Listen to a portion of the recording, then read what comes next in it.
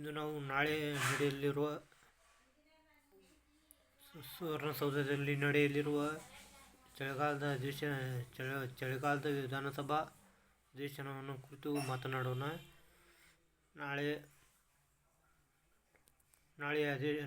ನಾಳೆಯಿಂದ 19ನೇ ತಾರೀಕು ತನಕ ನಡೆಯುತ್ತಿರತಕ್ಕಂಥ ಅಧಿವೇಶನದಲ್ಲಿ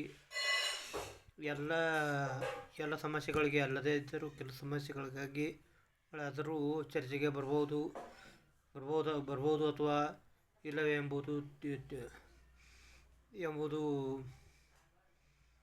ತಿಳಿಯುತ್ತಿಲ್ಲ. ಕಳೆದ 12 ವರ್ಷಗಳ ಅಧಿವೇಶನದಂತೆ ಇದೊಂದು ಅಧಿವೇಶನವಾಗುತ್ತದೆ ಅಥವಾ ವಿಶೇಷವಾಗುತ್ತದೆ ಎನ್ನುವುದು ಕಾಲವೇ ನಿರ್ಧರಿಸಲಿದೆ. ಮತ್ತು ಒಂದು ವೇಳೆ ನಾಳೆಯಿಂದ ನಡೆಯಲಿರುವ ಅಧಿವೇಶನದಲ್ಲಿ ಯುಕೆಪಿ ಥರ್ಡ್ ಹಂತದ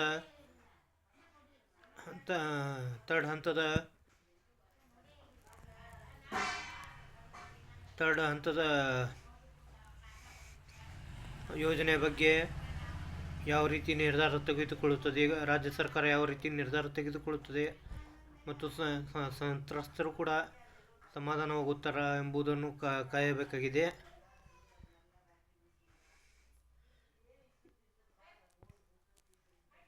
ಅಥವಾ ಇದು ವಿಶೇಷ ಅಧಿವೇಶನವಾಗಲಿದೆಯೋ ಅಥವಾ ಕಳೆದ 12 ವರ್ಷಗಳಂತೆ ಇದು ಬರೀ ಕಾಲಹರಣ ಮಾಡುವಂಥ ಅಧಿವೇಶನವಾಗಲಿದೆಯೇ ಎಂಬುದು ಕಾಲವೇ ನಿರ್ಧರಿಸಲಿದೆ.